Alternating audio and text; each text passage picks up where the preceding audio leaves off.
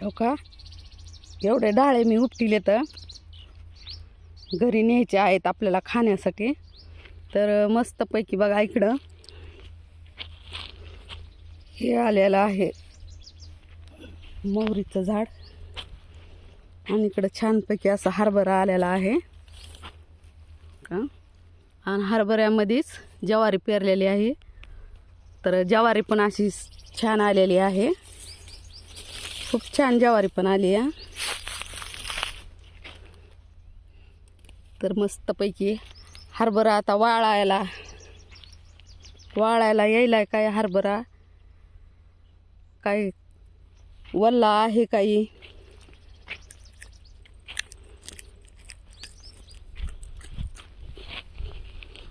तर एका छान असे हरभऱ्याचे घाटे मस्तपैकी.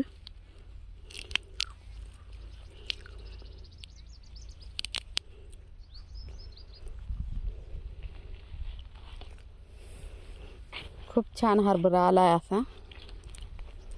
तर ढाळे असे कोणाकोणाला आवडतात.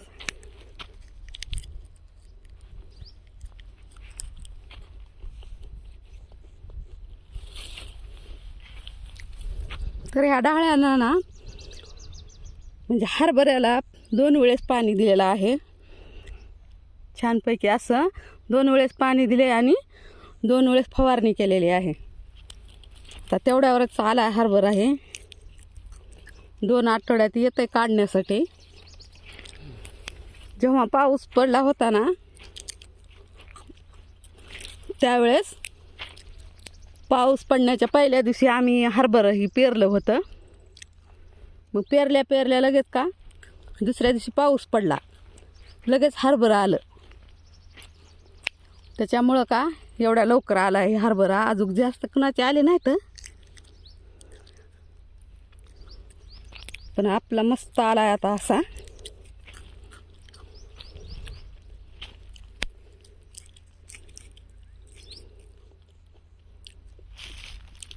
मध्ये पिवळा टाकलेला आहे, असा पिवळा पण छान आलाय.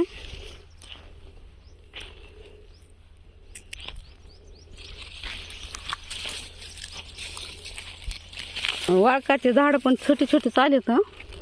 असे वाळकं लागले तर म्हणजे छोटे वाळकं आहेत.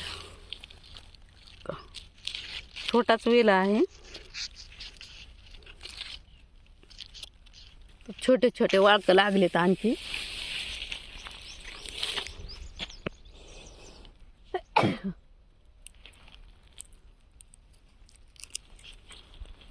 तर ही आहे मोहरीचं फुल. हो का,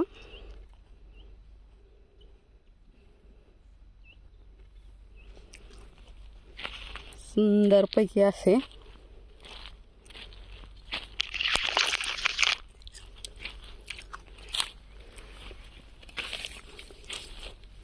तो पण वाळकाचा आहे, पण लागले नाहीत वाटतं. तर असे छानपैकी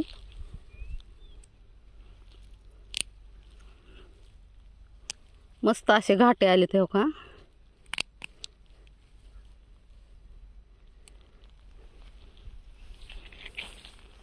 सगळीकडे असे आलेले आहेत. कोण्या ठिकाणी आले तर कोण्या ठिकाणी नाही.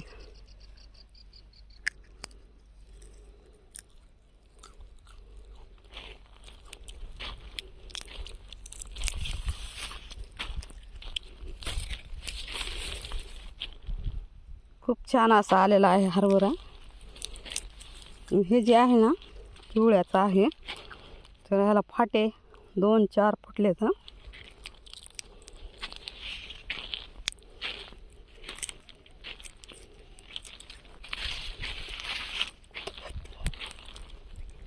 दोन आठवड्यात येतं ही काढायला हरभरा. काय मोहरीचं झाड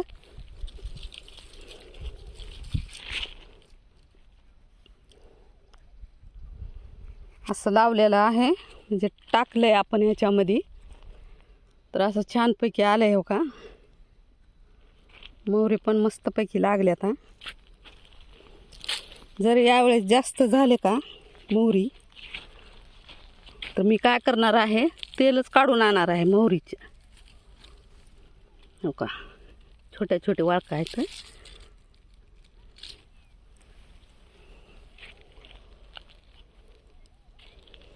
जास्त जर मोहरी लागली ना तर मी तेल काढून आणणार आहे घण्याहून.